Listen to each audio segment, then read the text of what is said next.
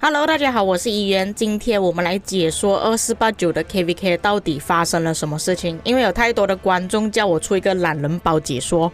不过2489在打这 KVK 的期间呢，我自己的王国其实也在打这 KVK， 所以有一些地方我是遗漏或者是说错的话，欢迎各位观众在我评论区补充。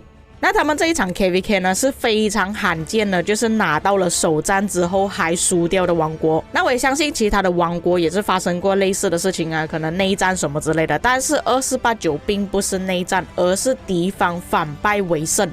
所以这一场 KVK 呢其实是蛮有看点的，只是我没有想到这么有看点而已。那么这件事情呢要从外交开始说起，在之前我有做过好几个影片是讲他们这一次的外交结果，所以详细的说明你们可以去看那几个影片。不过我这里长话短说，在一开始2489他们就绑定了1484，1484是整个地图里面以王国来计算的话，数据是第2好的，以阵营来计算是第3好的。在那时候外交结果出炉的时候，其实有好几个王国是不同意的，甚至1188跟1525都说要退出这一场 KVK， 不过最后还是妥协了。那我们正式进入失落之地的地图。那么在一开始的时候2489其实两边都有走，但是2133并没有出现，应该是说2133有出现，但是他们丢要塞在外面而已，最后还是由2489拿下了这个区域。至于2489右手边的关卡是，他们是仅凭了不到30分钟就直接封门了。至于另外一边的1484，他们是选择了走右手边的关卡室，而不是选择左手边。严格来讲，1188跟1525的实力是比1484还要强的，因为他们这一次是2打4的关系，为了不必要的耗损，所以都选择了打右手边。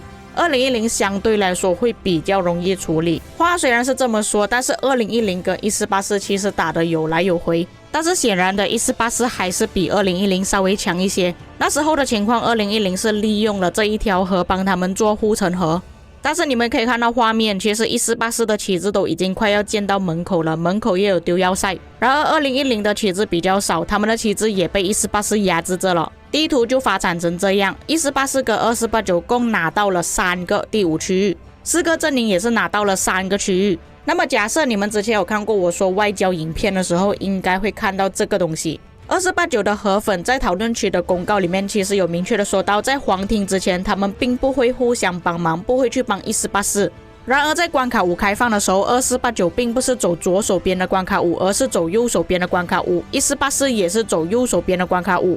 也就是说2489他们说话不算数，还是一样去帮了1484。这两个先锋王国压制了右手边比较弱的王国。1979跟2341还是一样，不到一阵子的时间他们就被压制着了。2010的旗帜也没有建多少，1484的旗帜就已经建下来了。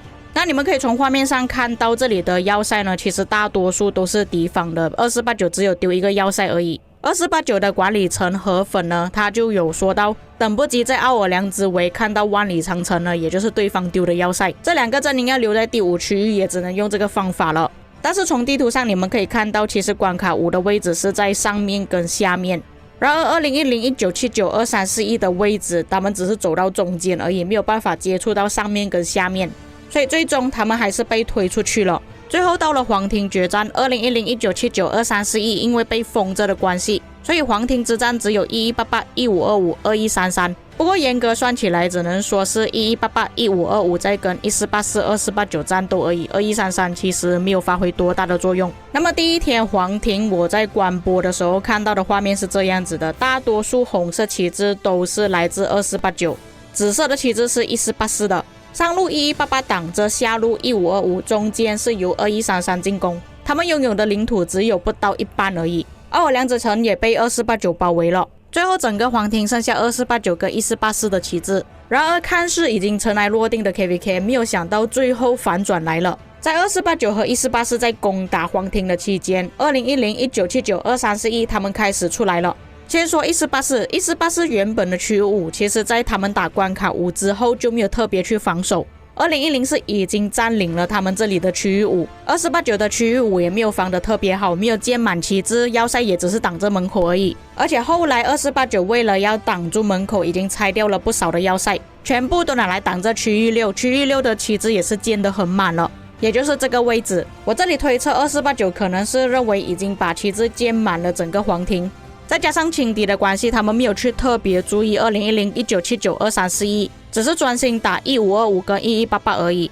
他们直接放弃了第6区域，把原本关卡5前面的要塞全部都搬去关卡6那边挡这地方。你们可以注意看左下角的位置，1525他们一直拿着关卡的，一直不断的消耗1484的兵力。再加上1484在前期其实消耗的比2489还要更多，他们打了2010，去到黄庭又要打1525，跟2489完全不同。2489他们在前期是几乎完全没有打架的，所以可以看到黄庭开放的后半段1484是已经没有力了。在黄庭开放了大概7、8天左右的时候，我看到1484他们的联盟剩下基础战力都只剩下81、91左右了，2489的联盟也只剩下131，另外一个联盟剩下86亿而已。那我们可以看第2名战力高的王国以下全部都是对方的，那么对方也是耗损了不少的兵力，但是如果他们要持续打下去的话，对方是可以碾压2489的。最后2489跟1484都已经丢失掉了其他的领土，只剩下黄庭而已。黄庭的外面关卡6外面他们丢了一大堆要塞，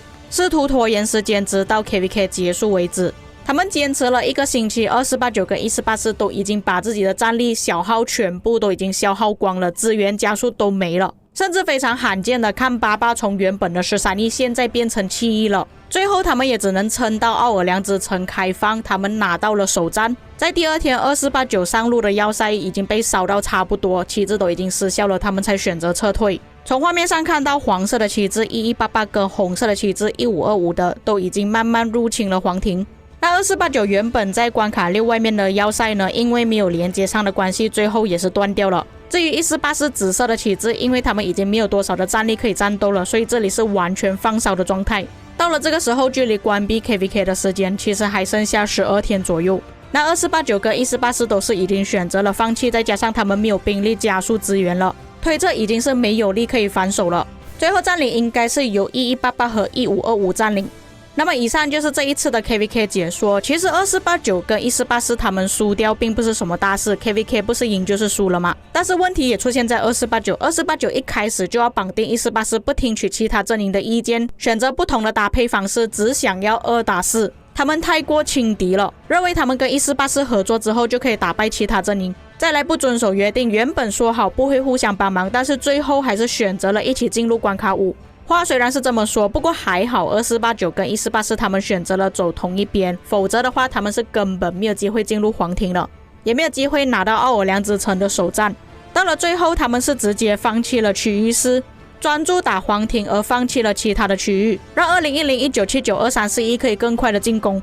那么最重要的就是2489他们一直嘲讽对方，一直嘲笑2010，说2010在哭泣，说2010并没有在黄庭之类的。那你们也可以看到，甚至河粉也就是2489的管理层他自己也跑出来嘲笑，并没有阻止他的队友。那么最后2489反而用要塞来挡着，对应了之前河粉所说的话，等不及在奥尔良之围看到万里长城了，然而小丑就是他自己。自古以来有一句话叫骄兵必败，2489也是成为了案例。直到战斗还没有结束之前，你都不知道对方有没有能力可以打败你。太过轻敌也会让自己松懈，让敌人可以找到机会来打败你自己。虽然2489做了种种罪行，不过最后还是看到他们的努力啊。88这一季也是打了超过100亿的击杀，掉了差不多接近5亿的战力。BT Cyborg、Avix 河粉全部都已经掉了好几亿的战力。不过最后不得不说，最惨的还是1484他们在关卡4除了要打2010之外，到了关卡5又要打2010，到了黄庭又要打1525，最后首战还不是他们获得，